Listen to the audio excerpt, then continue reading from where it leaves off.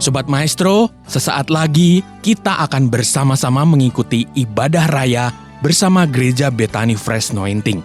Selamat mendengarkan.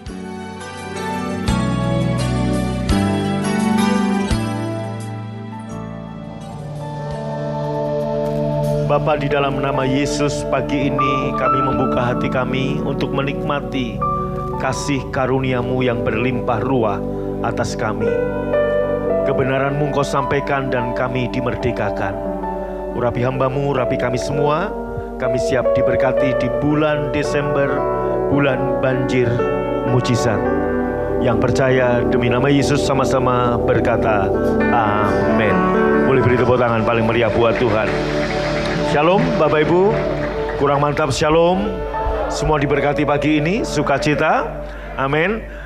Gimana kabarnya semua? Amin. Semua sehat, kuat, makmur, panjang umur ya.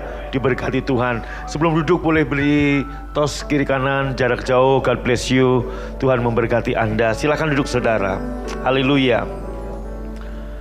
Tahukah saudara yang menghalangi seseorang untuk menerima mujizat, terobosan, kemenangan, kelimpahan adalah salah satunya rasa tertolak. Kita semua pernah mengalami penolakan, baik di lingkungan kita, di rumah kita, oleh orang tua, oleh teman kantor, atau apapun. Maka pagi ini saya memberi judul, rema yang Tuhan berikan sebagai tuntunan kita adalah waspada dengan penolakan. Siapa yang pernah ditolak? Angkat tangannya. Oh, puji Tuhan, ada beberapa yang tidak angkat tangan, dia selalu diterima, luar biasa. Amin. Kita semua pasti pernah ditolak. Entah di lingkungan kantor atau dalam urusan asmara. Tentunya saudara pernah ditolak.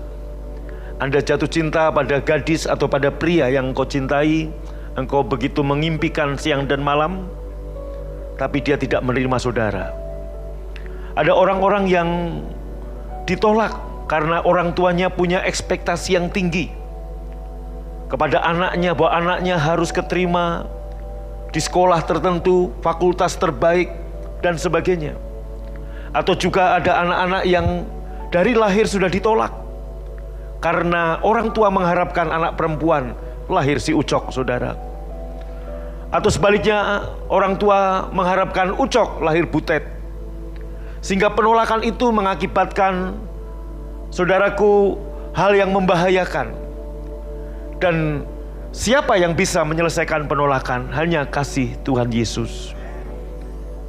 Kita lihat terus. Penolakan adalah senjata ampuh melawan harga diri seseorang. Orang yang ditolak, setan memakai penolakan ini untuk menghancurkan harga diri kita. Maka di mana kita menempatkan harga diri kita? Ya. Iblis pakai penolakan untuk menghancurkan harga diri seseorang. Next. Penolakan dapat memunculkan pikiran tentang ketidakcukupan. Kenapa saya ditolak? Mungkin saya nggak cukup ganteng, saya nggak cukup cantik, saya nggak cukup qualified, saya nggak cukup pinter, saya nggak cukup begini. Saudaraku, memunculkan pikiran bahwa saya nggak cukup kaya, nggak cukup baik, nggak cukup cantik, nggak cukup macam-macam. Saya percaya kita semua pernah mengalami penolakan. Kita semua pernah tertolak, kita semua pernah mungkin gak diterima di lingkungan kita. Bahkan mungkin saudaraku oleh orang tua kita. Seperti tadi saya katakan, orang tua punya ekspektasi yang tinggi tentang saudara. Orang tua punya ekspektasi bahwa Anda harusnya begini, tetapi kenyataannya Anda begini. Dan memang orang tua gak ngomong, mungkin ada yang gak ngomong, tapi dari sikap, dari perkataan, dari perbuatan, sepertinya sebenarnya dia tidak menerima Anda. Dia menolak Anda. Dan penolakan ini berbahaya jika kita tidak menyelesaikannya. Sebab ada orang-orang yang saudaraku akhirnya penolakan memang membuat orang akhirnya ada satu semangat balas dendam. untuk membuktikan diri bahwa aku bisa. Tetapi saudaraku, semangat seperti ini memang secara kacamata dunia mungkin baik, membuat orang ini berhasil dalam tanda kutip. Tetapi dia kehilangan yang esensi. Penolakan membuat orang, saudaraku, pindah lingkungan berkali-kali. Penolakan membuat orang juga bisa pindah gereja karena merasa nggak diterima di gereja itu. Bahkan penolakan membuat seseorang bisa nggak mendapatkan keselamatan. Kita tahu satu tokoh terkenal, Mahatma Gandhi. Dia mau masuk gereja, tetapi dalam tanda kutip gereja menolak dia. Bukan gereja sebenarnya, oknum pribadi menolak dia. Sehingga akhirnya Mahatma Gandhi, saudaraku, betul, dia menjadi politikus yang berhasil, tetapi dia kehilangan keselamatan. Seharusnya dia ketemu Yesus, tetapi karena rasa tertolak membuat dia nggak mau kembali ke gereja. Saudaraku, ada orang-orang yang sensi. Sebenarnya gereja nggak nolak, orang nggak nolak, tapi karena udah sering kali ditolak, sehingga ada sensitivitas. Dia merasa bahwa dia ditolak. Saya ngalami penolakan berkali-kali, bertubi-tubi, dan sudah kenyang dengan penolakan. Mengakibatkan Bapak Ibu, saya menjadi pribadi yang pengen membuktikan bahwa saya tidak seperti yang mereka kira. Tapi semangat ini dalam kacamata dunia mungkin baik, tapi sebenarnya Anda lihat akan melahirkan orang-orang yang punya karakter kemarahan, kepahitan. Jadi pelayanan maupun pekerjaan maupun karir itu berawal atau digerakkan karena kemarahan atau karena kepahitan. Kita tahu Hitler bisa menjadi pemimpin yang diktator, pemimpin yang lalim karena pernah ditolak dan tidak selesai di situ. Penolakan membuat banyak orang nggak mengalami kasih karunia Tuhan. Penolakan dapat memunculkan pikiran keputusasaan. Dia menjadi pribadi yang putus asa karena apa? Ditolak sana, ditolak sini. Juga memunculkan pikiran marah, kepahitan, bahkan ketakutan, dan juga depresi. Saudara, bahkan ada hamba-hamba Tuhan yang nggak bisa menerima ditolak, jadi depresi. Khususnya dalam masa pandemi ini, Roni Daud Simeon dalam bukunya, saudaraku, 2019, dia mencetak buku itu, berarti dia nulis mungkin 2018. Saya membaca satu halaman, dan dia berkata, ini masuk dalam era digital, yaitu goal gereja online. Gereja online plus minusnya, dan lebih banyak minusnya dibanding plusnya. Salah satunya akan mengakibatkan roh independen di tengah-tengah jemaat. Roh yang tidak bisa lagi menundukkan diri pada otoritas yang Tuhan berikan. Ada roh independen karena apa? Karena matanya terbuka seperti Adam dan Hawa. Dia terbuka, saudaraku, karena apa? Dalam satu hari seseorang bisa melihat khotbah-khotbah seperti yang diinginkannya. Dia mau pengen yang lucu, mau dia pengen yang bagaimana, sampai akhirnya, saudaraku, ini terjadi di semua gereja. Ada roh independen, yaitu orang-orang yang akhirnya, oh, kok pendeta gue kurang lucu ya? Ada pendeta yang lucu tuh di YouTube A. Oh, pendeta gue kenapa ngajar perpuluhannya kok 10%, di gereja B 5%? Dan sebagainya. Akhirnya ada roh independen ini membuat, saudaraku, orang-orang mulai menolak gembalanya, menolak pemimpinnya. Saya ingat waktu saya menggembalakan GBI Betani Indramayu tahun 98, ada satu orang yang sungguh-sungguh dengan Tuhan, setia melayani, mendukung. Dan saudaraku, kemudian dia minta rekomendasi untuk sekolah Alkitab. Sampainya dari sekolah Alkitab, pulang dari sekolah Alkitab, Bapak Ibu, apalagi yang ngajar adalah hamba-hamba Tuhan kelas dunia.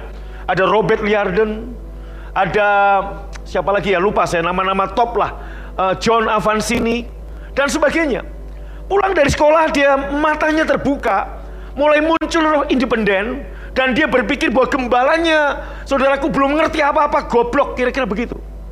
Dia mulai, saudaraku, mengajari saya, dan Bapak nggak ngerti, harusnya Bapak begini, harus begini.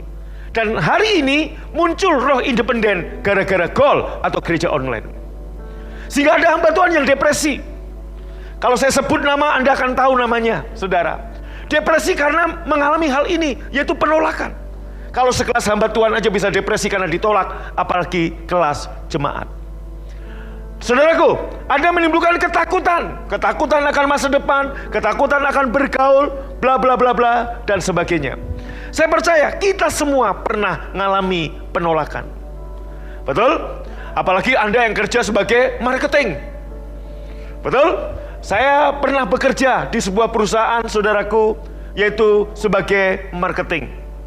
Saya ingat saya di training seminggu atau 2 minggu di Jakarta dan ditempatkan di Bandung. Dan Anda tahu bahwa saya harus menjual alat-alat tulis kantor, yaitu mesin fotokopi salah satunya. Dan saudaraku tahu lebih banyak yang nolak daripada yang nerima. Kenapa? Kalau sales mobil itu lebih banyak yang nerima daripada nolak. Semua orang yang punya duit pasti pengen punya mobil. Kok nggak amin? Tapi semua orang yang punya duit belum tentu pengen mesin fotokopi. Untuk apa? Fotokopi juga belum tentu sebulan sekali, betul? Tapi kalau pakai mobil sehari mungkin 7 kali, kan begitu saudaraku. Nah, jadi saudaraku, saya ngalami penolakan demi penolakan. Orang yang ditolak akhirnya apa? Dia juga bisa akhirnya menjadi gaya hidupnya berdusta, berbohong. Saya ingat sekali, saudara, bagaimana saya mengalami penolakan sehingga karena keluarga kami mengalami penolakan. Saya ingat saat kelas 6 SD, oleh guru kita disuruh ngisi biodata untuk ijazah. Karena saya nggak tahu saya lahir di mana. Kita juga semua nggak tahu kan. Kita percaya aja orang tua kita ngomong kita lahir di mana. Nah, karena saya nggak punya orang tua, saya tanya sama kakak saya, Mbak, saya tuh lahir di mana ya? Ini mau suruh nulis biodata.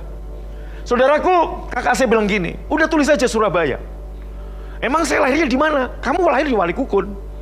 Tapi kenapa tulis Surabaya? Satu, supaya keren. Yang kedua, supaya kamu nggak tertolak. Loh kenapa? Sebab kalau saya nulis Walikukun, orang akan bertanya, Walikukun itu di mana? Tapi kalau Surabaya, mana ada orang Indonesia yang nggak tahu Surabaya itu di mana? Betul apa betul? Sampai ini saya tulis Surabaya. Supaya apa? Keren, saudara. Sehingga dulu saya nginep di hotel di Surabaya, kalau check in kadang-kadang resepsionis saudaraku lihat KTP saya, oh bapak orang Surabaya ya? Iya, lahir Surabaya, iya. Surabayanya mana? Saya bilang Walikukun. Dia langsung tanya, di mana ya? Kok kayaknya baru dengar gitu, saudaraku. Nah, itu membuat akhirnya orang jadi dusta. Saya juga ingat, saudara, begitu pertama kali saya ke Bandung, om tante saya sudah bilang wanti-wanti, kamu mesti ke gereja. Nih, udah ada surat dari gereja di Pemalang, kamu harus datang ke gereja di Bandung, gereja yang sama. Ini suratnya kamu kirim, kamu kasih ke majelis atau ke Pak Pendeta. Saya bawalah surat itu, saudaraku. Dan saya berkata kepada pendeta, kepada majelis, bahwa saya dari Pemalang, saya mau masuk di gereja ini. Dan kebetulan di gereja itu ada asrama, saudara.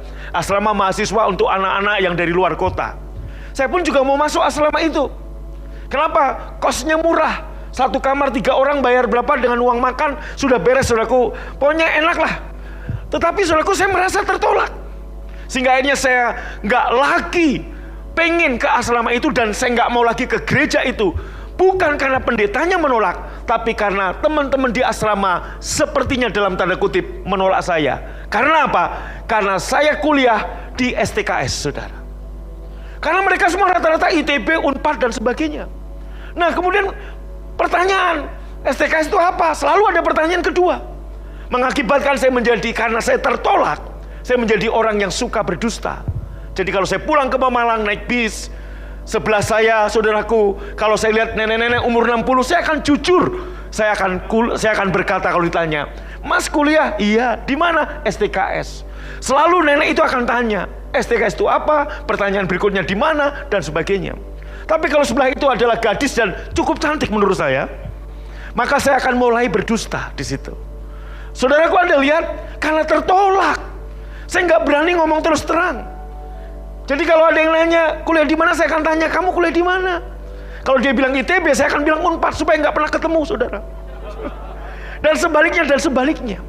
Saudaraku, orang menjadi pendusta karena ditolak.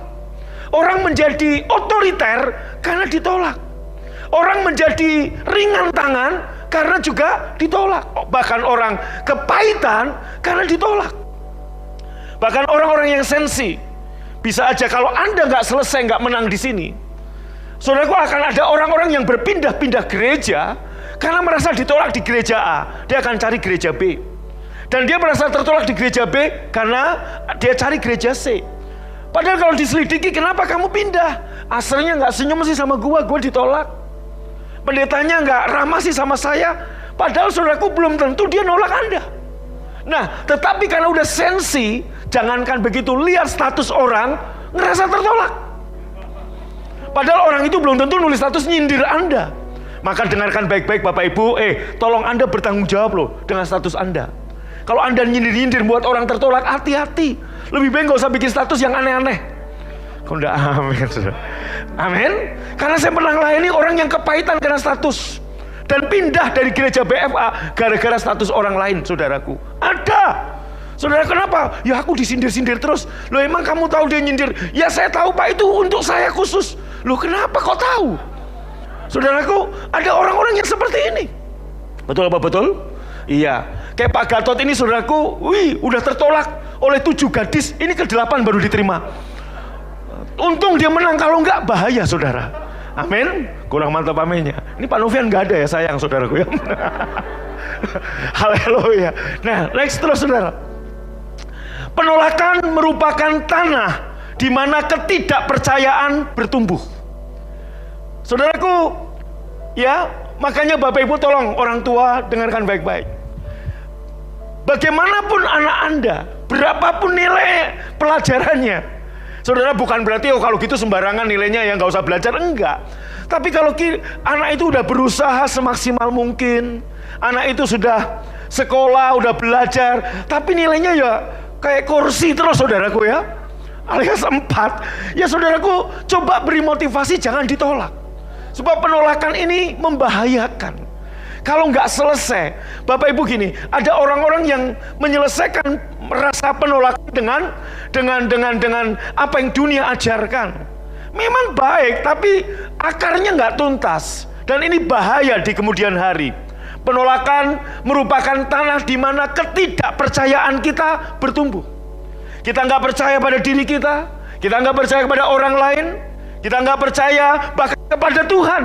Kenapa? Kita akan berkata, kalau orang lain aja tahu kelemahan saya, orang lain aja tahu dan dia nggak bisa nerima, bagaimana saya bisa mempercayai Tuhan yang Maha Tahu, yang tahu segala, semua kelemahan, kekurangan, bahkan dosa-dosa saya. Bagaimana dia bisa menerima saya, orang lain aja enggak. Kita bisa ditolak karena mungkin kita nggak sama dengan orang-orang di sekitar kita. Mungkin kita lain suku, kita mungkin lain pendidikan, mungkin kita juga lain strata ekonomi. Membuat, saudaraku, ada orang-orang yang tertolak. Saya ingat sekali, saya pernah di satu komplek, saudaraku, di kota Cirebon, satu perumnas, saudara. Saya ditolak di komplek itu, tapi akhirnya saya menang. Maksudnya saya ditolak karena apa? Karena saya Kristen. Dan di komplek perumnas yang kiri, kanan, depan, belakang, pepet-pepetan ini, saudaraku, hanya ada 2 orang Kristen. Saya dan keluarga Tambunan, itu aja. Jadi saudaraku, karena saya karismatik, tiap pagi kita nyembah Tuhan. Saya nyembah Tuhan, saudaraku, memuji Tuhan. Itu kan kedengaran kiri kanan depan belakang. Sampai akhirnya saya ditolak, saudaraku, oleh tetangga, kiri kanan gak diterima. Tapi apakah kemudian saya harus pindah dari situ? Kalaupun saya pindah karena saya bisa membeli rumah yang lebih bagus, harusnya begitu. Sampai akhirnya saya menang di situ, saudara. Artinya apa? Saya mengalami penolakan dari zaman saya kecil. Saya sekolah di negeri, dari SD, SMP, SMA, kuliah, semua negeri, dan mayoritas tentunya adalah orang-orang non-Kristen. Sehingga saudaraku, banyak orang yang gak bisa menerima saya karena saya Kristen. Banyak orang mungkin gak bisa menerima Anda karena, ya sebagai contoh, Anda latar belakang orang-orang Chinese. Ini udah biasa mengalami penolakan di Indonesia ini. Anda di lingkungan begini, Anda begini. Nah, kalau kita nggak menang Dengan ini menghambat kasih karunia Tuhan dan kelimpahan dan kemakmuran mengalir dalam hidup Anda. Anda harus menang bukan dengan cara manusia. Anda harus menang bukan dengan cara apa yang manusia katakan, tapi Anda harus menang dengan caranya Tuhan. Kita bisa mengatasi rasa tertolak ini. Amin. Pak, saya mau pindah sana pindah sini. Dengar, sampai kapanpun Anda hidup, selalu akan ada orang yang tidak bisa menerima Anda apa adanya. Selalu akan ada orang yang menolak Anda. Bahkan, saudaraku, kalau kita pernah nonton film-film horor Indonesia, bahkan ada orang yang mati, sampai mati pun bumi menolak dia, saudaraku. Itu ada film-filmnya, betul kan?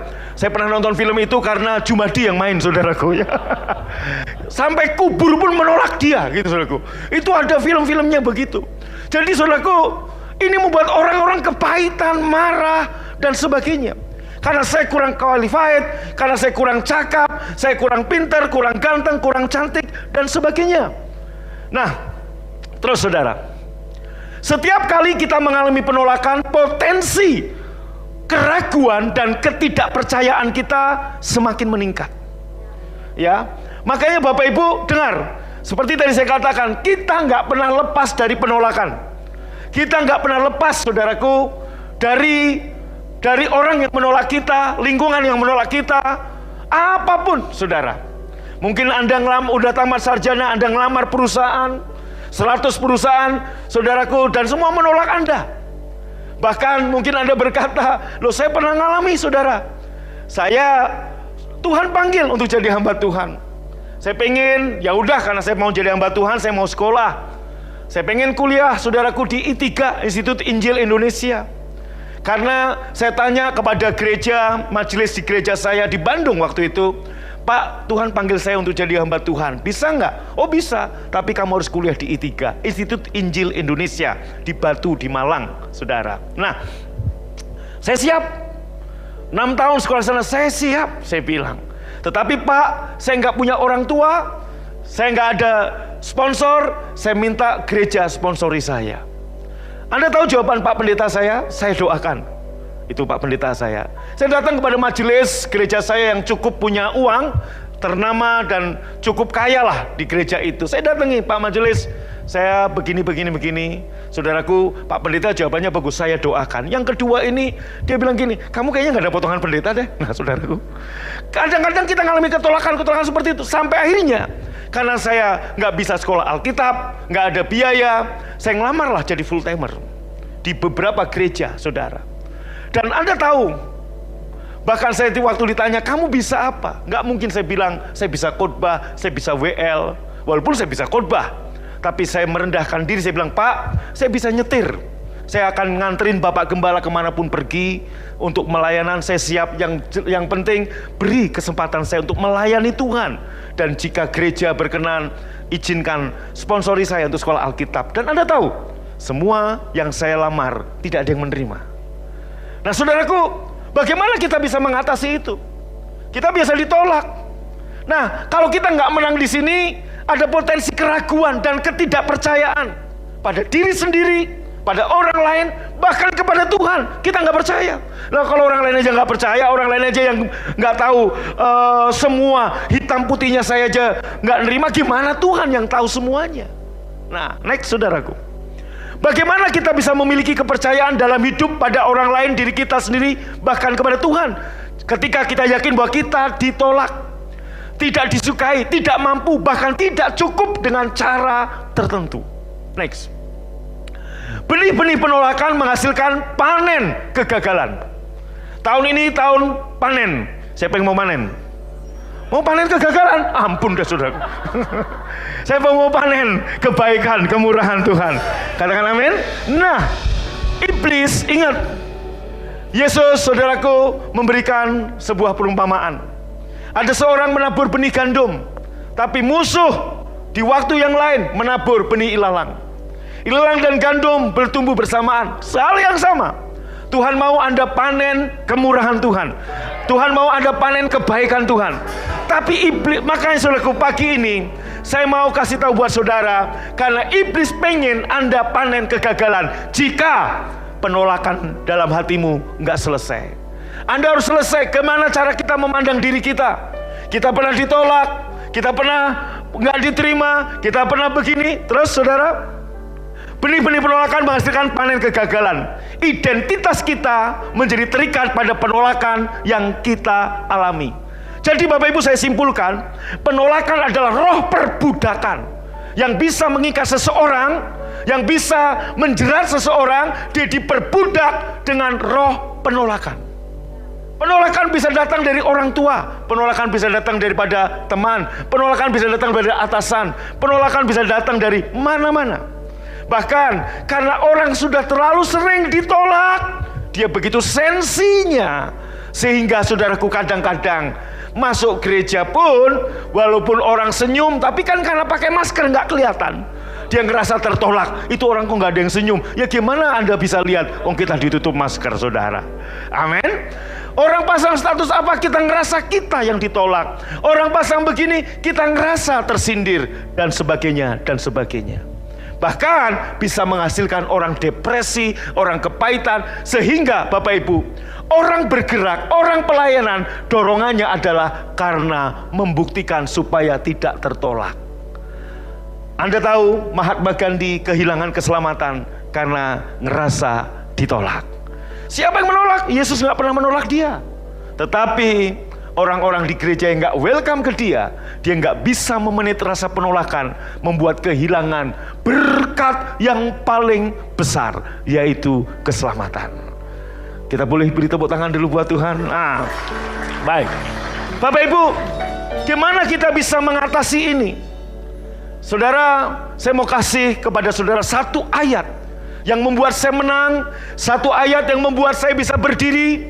Maka saya katakan, sebaik apa Anda bisa berdiri, sebaik apa Anda bisa berjalan, dan sebaik apa Anda bisa berlari, bahkan sejauh apa Anda bisa berlari, sejauh mana Anda bisa berlari, baik dalam pekerjaan, dalam bisnis, dalam pelayanan, dalam kehidupan, ditentukan seberapa baik Anda duduk diam di bawah kaki Tuhan dan mengalami kelimpahan kasih karunia dari Tuhan.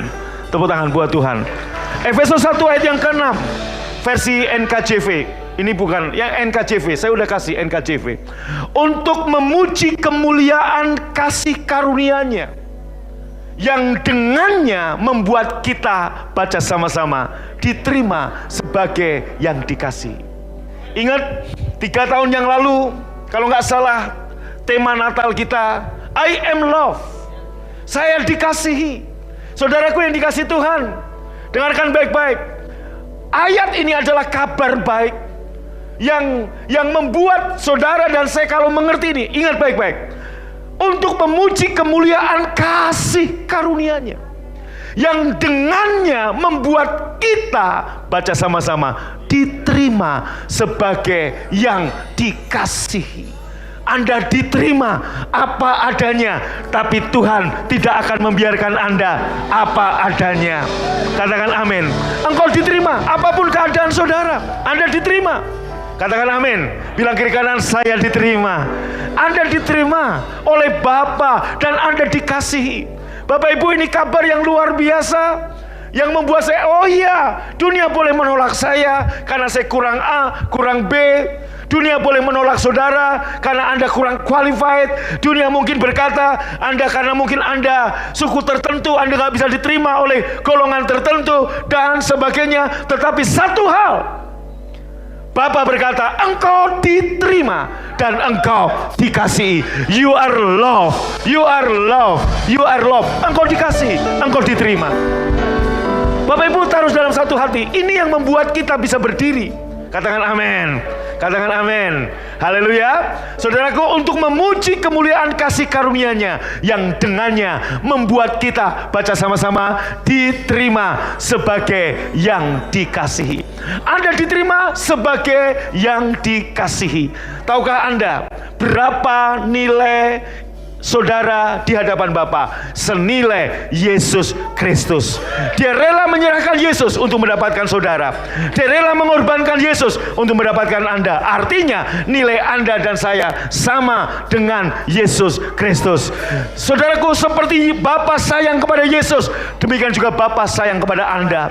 Bahkan dia rela menukar Yesus untuk mendapatkan saudara dan saya. Anda diterima, Anda dikasihi, apapun keadaan saudara, apapun gimana fisik saudara, apapun strata ekonomi saudara, apapun strata pendidikan saudara, Tuhan menerima engkau dan mengasihi engkau sebagai anak yang disayangi Bapa. Tepuk tangan paling meriah. Amin. Jadi saudaraku, dari sini kita ngerti Bapa nggak pernah nolak kita. Bapa nggak pernah memandang sebelah mata buat kita. Dunia memandang rupa, Bapa memandang saudara. Orang menolak Anda, Bapa menerima Anda. Betul? Amin. Nah, saudaraku, apa yang Anda gumulkan? Anda jangan hidup karena perkataan orang. Sukses. Karena Anda berpikir bahwa sukses itu adalah apa yang berbicara tentang apa yang Anda punya. Barang apa yang Anda miliki. Sesungguhnya bukan. Tapi sukses adalah berbicara tentang siapa yang kamu miliki, bukan apa yang kamu miliki. Siapa yang kamu miliki? Yesus, Juru Selamat kita. Itulah yang kamu miliki, itulah kesuksesan. Mahatma Gandhi, dunia nggak akan membantah dia sukses. Tapi Yesus berkata, apa artinya seseorang mendapatkan seluruh dunia, jabatan, kekayaan, tapi dia kehilangan nyawanya? Anda dan saya tidak kehilangan nyawa karena kamu punya Yesus. Tepuk tangan buat Tuhan, katakan amin. Haleluya. Ayat yang ketiga, saudara, kita ngerti sekarang gimana supaya kita bisa menang. Sebab begini Bapak Ibu, cara kita menang untuk mengatasi penolakan yang terus akan datang sampai kapanpun kita hidup, akan selalu ada orang yang tidak suka, akan selalu ada lingkungan yang menolak, akan ada selalu individu yang tidak bisa menerima Anda apa adanya. Karena Anda kurang diberkati, Anda kurang cakap, Anda kurang sempurna, Anda kurang baik, Anda kurang pinter, Anda kurang cantik, Anda kurang ganteng, Anda kurang semua. Tetapi Bapak Ibu, Yesus berkata demikian, terpujilah Elohim dan Bapa Tuhan kita Yesus Kristus, yang di dalam Kristus, baca sama-sama, telah memberkati, kurang keras, 1, 2, 3, telah memberkati saya dengan segala berkat rohani di dalam surga. Angkat tanganmu, Tuhan bukan akan telah memberkati saudara dengan segala berkat rohani di dalam surga.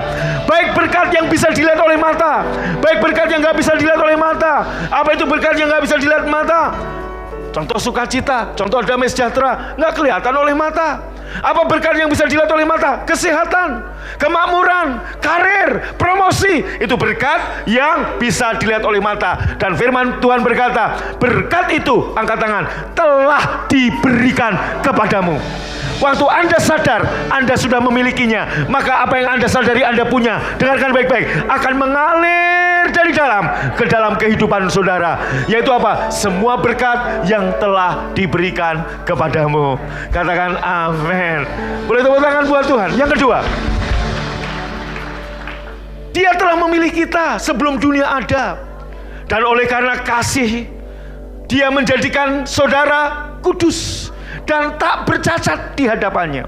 Orang mungkin berkata, kamu kurang sempurna, kamu kurang begini, kamu masih begini. Dengar, apapun orang bilang, apapun dunia bilang, angkat tangan kanan saudara, katakan, saya kudus, sempurna, tak bercacat. Amin. Maka Bapak Ibu, dalam hal pengajaran kasih karunia, ada beberapa orang yang belum bisa nerima. Menurut saya, coba duduk diam, sabar. Sama seperti Anda melihat lukisan gambar 3 dimensi. Orang yang sudah melihatnya, kita rasa aneh. Betul apa betul? Dia ngomong, gue lihat gunung. Kita ngomong, apa nih ngada-ngada nih? Mana gunung? Nggak ada kok. Adanya apem. Kan kita begitu, saudaraku. Tetapi begitu nanti kita lihat, oh iya, ada gunung, ada ini. Begitu. Betul apa betul? Amin. Saudaraku, perjanjian lama fokusnya pada saudara. Apa yang Anda lakukan, apa yang Anda perbuat, performa saudara bagaimana. Tapi perjanjian yang baru, fokusnya apa yang sudah Yesus lakukan, apa yang sudah Yesus buat, dan karyanya sempurna. Amin. Versi yang lain, FHYH. Lama sebelum Allah menciptakan dunia, Allah memilih Anda untuk menjadi miliknya sendiri. Karena apa yang akan dilakukan Kristus bagi kita. Maksudnya begini Bapak Ibu, sebelum dunia dijadikan, Allah sudah memilih saudara. Ini jadi jutaan tahun sebelum dunia jadi, Tuhan sudah memilih Anda. Halo? Dan Tuhan tahu, Allah tahu bahwa nanti manusia pertama Adam dan Hawa jatuh dalam dosa. Tuhan sudah menyiapkan plan B, yaitu apa? Kristus akan melakukan penebusan untuk Anda. Maka ia memutuskan untuk menjadikan saudara kudus dalam pandangannya. Tanpa satu kesalahan pun kita yang berdiri di hadapan di dalam kasih-Nya. Angkat tangan kanan saudara, dengarkan baik-baik. Allah menjadikan engkau kudus, sempurna, tak bercacat celah. Katakan amin. Masa kita masih nyanyi, jadikan aku bait sucimu yang kudus dan yang tiada bercela. Tuhan sudah menjadikan Anda bait sucinya, tempat kediaman Tuhan, kudus dan tak bercacat celah. Amin. Maka dengar WL kalau nyanyi lagu yang itu, kasih-Mu tinggi, lebih tinggi dari langit. Indonesianya bagus, Inggrisnya kurang bagus. I will never let you go, never ever let you go. Itu salah. Ku tak akan biarkan engkau pergi. Tuhan mana mau pergi? Anda yang akan tinggalkan Tuhan. Orang yang bisa tinggalkan Tuhan, Tuhan gak akan tinggalkan kita. Amin. Ku takkan tinggalkanmu. Oke.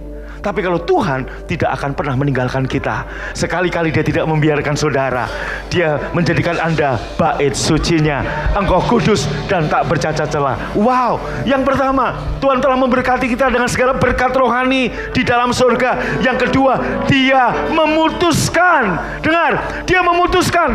Angkat tangan saya, angkat tangan saudara. Dia memutuskan menjadikan saya kudus dalam pandangannya. Tanpa satu kesalahan pun kita berdiri di hadapannya di dalam kasih-Nya. Tepuk tangan buat Tuhan. Ayat yang kelima. Dia telah menentukan kita sebelumnya dan mengangkat kita sebagai. Anda bukan hamba Tuhan. Orang bangga, gua hamba Tuhan. Saya anak Tuhan. Tuhan gak jadikan saudara hamba, tapi saudara dijadikan anak. Yang punya warisan itu anak atau hamba? Anak. Maka semua saudara bergelar hari ini ate, anak Tuhan. Katakan amin. Gatot ate. Nah, Gatot anak Tuhan. Apapun dunia bilang tentang nama Anda, Gatot singkatan gagal total, cicing sia. Gatot anak Tuhan, bukan gagal total. Gagah total. Nah, tepuk tangan buat Pak Gatot ya. Gagah total Pak ya. Iya, apapun orang ngomong. Ada yang namanya Astuti, orangnya menyerempetkan asli tukang tipu. Jangan, itu penolakan. Itu omongan orang, jangan diterima. Astuti ate, anak Tuhan. Katakan amin. Orang bisa ngomong-ngomong yang enggak saudaraku. Kok ada yang amin. Haleluya.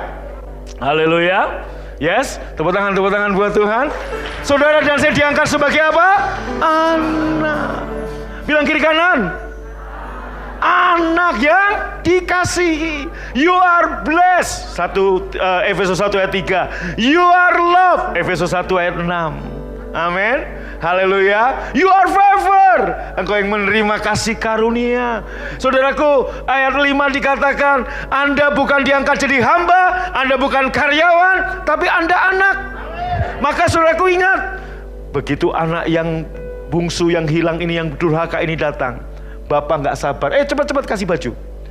Cepat ambil cincin. Dan cepat pakai sepatu. Sepatu hanya untuk anak, bukan untuk karyawan. Untuk membedakan ini anak dan karyawan adalah sepatu. Saudara dan saya bukan dijadikan hamba, tapi saudara dan saya dijadikan anak. Maka kita boleh memanggil Tuhan kita apa? Bapa. Tuhannya orang Kristen namanya Bapa. Amin. Haleluya. Wow. Dan Anda bukan yatim piatu lagi. Seperti saya ceritakan buat saudara, sampai tamat SMA saya sulit memanggil Tuhan itu Bapa. Sekalipun di gereja diajarkan doa Bapa kami, saya susah. Bapa, apanya? Saya nggak pernah tahu figur Bapa. Tapi begitu saya mengerti ini, dia Bapa yang baik. Aku anaknya. Identitas saudara dan saya sekarang bukan di pendidikan saudara, bukan di ekonomi saudara, bukan di latar belakang suku saudara, tapi identitas kita bukan lagi orang Yahudi, bukan lagi orang Yunani, bukan lagi orang merdeka atau hamba, tapi saya adalah anak Bapa, dikasihi, diterima, dikenan. Wow, dengan pengertian ini yang menggerakkan kehidupan kita, menggerakkan aktivitas kita, baik pelayanan, baik pekerjaan. Kita berdiri, kita berjalan, bahkan kita berlari sejauh mungkin sebagai anak yang dikasihi Bapa. Tepuk tangan buat Tuhan.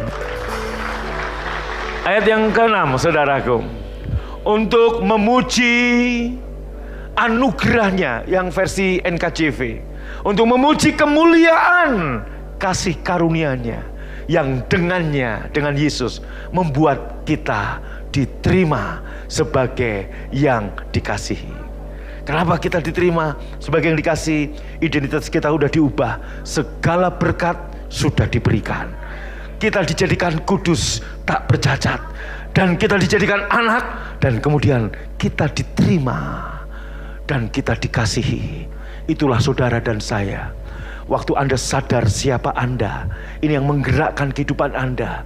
Jadi saudaraku, kalaupun saudara mohon maaf Anda kurang beruntung, saudaraku, mungkin dalam pelajaran Anda nggak sepinter kakak adikmu, Anda dalam pelajaran nggak sepintar teman-temanmu, Anda mungkin dalam kuliah nggak seberuntung teman-temanmu yang bisa diterima di fakultas-fakultas favorit, Anda mungkin hanya biasa-biasa. Tapi dengar, harga diri kita, identitas kita bukan terletak karena aku anak orang kaya, atau aku anak jenderal, atau aku anak pengusaha, atau aku anak orang hebat. No, tapi identitas kita, saya anak Bapa yang dikasihi. Aku diterima apa adanya. Waktu Anda mengalami ini, dengar baik-baik. Setiap penolakan yang kau terima, engkau akan tetap berdiri dan engkau akan tetap tersenyum. Gak ada lagi kepahitan, gak ada lagi amarah, gak ada lagi keputusasaan, gak ada lagi rasa tertolak. Dunia boleh menolak aku, tapi Bapa menerima aku apa adanya, dan Bapa tidak pernah membiarkan aku apa adanya. Aku akan dibawa from grace to grace, from faith to faith, from glory to glory, karena aku anak yang dikasihi dan diterima. Boleh bangkit berdiri.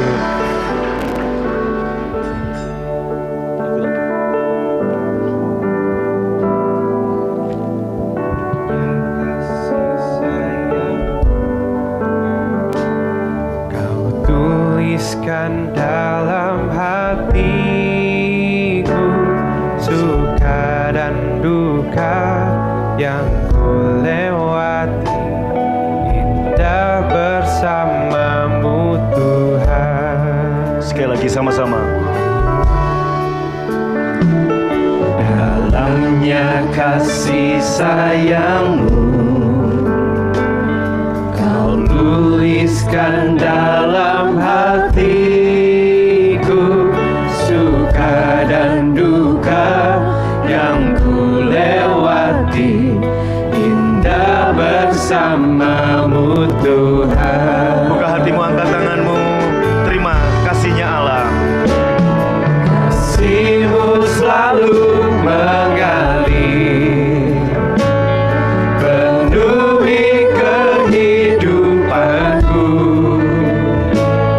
Engkau setia menguatkanku, ku bersyukur ku ada dalam kasih-Mu selalu mengalir, penuhi kehidupanku. Engkau setia menguatkanku, ku bersyukur ku ada dalam hati-Mu. Boleh tepuk tangan buat Tuhan. Mari katakan sama-sama. Dalamnya kasih sayang-Mu Dia menerima saudara. tuliskan You are loved. Engkau dikasih. Identitas saudara yang baru. Anda adalah anak Bapa yang dikasih. Siapapun Anda, bersamamu Tuhan. kasih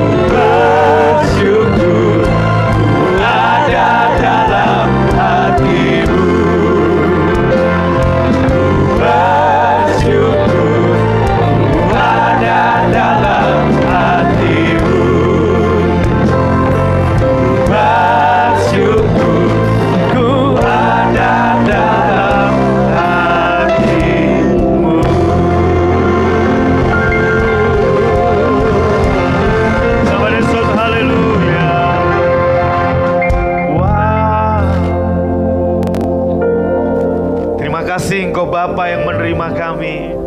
Kami dikasihi, kami diterima, kami dikenan, kami menerima kemurahan. Ibu Bapak dimanapun saudara berada, mari angkat roti dengan tangan kanan saudara. Ini bukti kasih Allah. Dia menukar Yesus untuk mendapatkan saudara. Yesus menyerahkan nyawanya untuk membayar harga dari dosa dan kesalahan kita. Bukankah roti yang kita pecah-pecahkan pagi ini adalah persekutuan dengan tubuh Tuhan Yesus? Yang percaya ambil dan makan dengan hormat dalam nama Yesus.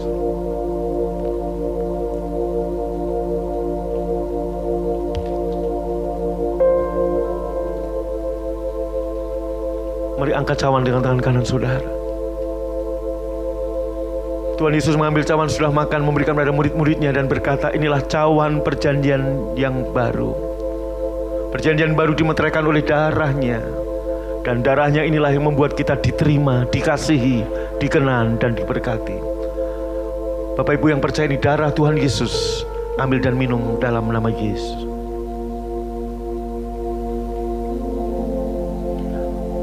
Saya berdoa buat Bapak Ibu Saudaraku dimanapun kau berada. Setiap benih-benih penolakan, rasa tertolak yang masih ada dalam dirimu, dalam hatimu, saat ini dimerdekakan oleh firman Kristus, firman kasih karunia, memerdekakan saudara. Maka mulai hari ini engkau tidak lagi panen kegagalan, tapi panen kemurahan Tuhan, panen kebaikan Tuhan, panen anugerah Tuhan, panen promosi, panen mujizat, banjir mujizat terjadi dalam hidupmu. Terima kasih Tuhan. Sebagai tanda syukur kami bawa persembahan kami kembalikan persepuluhan kami. Engkau lipat gandakan benih yang umatmu tabur. Pulang dari sini kami akan menuai kebaikan, kebajikan, kemurahan-Mu. Dan sebelum kami pulang, kami terima berkat-Mu. Buka hati, angkat tangan-Mu. Pulanglah kekasih-kekasih Tuhan. Dengan selamat terimalah berkat yang berlimpah-limpah dari Bapa di sorga, cinta kasih dari Tuhan Yesus, persekutuan yang manis ya Roh Kudus, menyertai, memberkati saudara dari sekarang sampai selama-lamanya. Yang percaya diberkati berkata, amin. Tepuk tangan buat Tuhan, amin. Sobat Maestro, Anda baru saja mendengarkan ibadah raya bersama Gereja Bethany Fresh Anointing. Terima kasih atas kebersamaan Anda. Selamat hari Minggu dan Tuhan Yesus memberkati.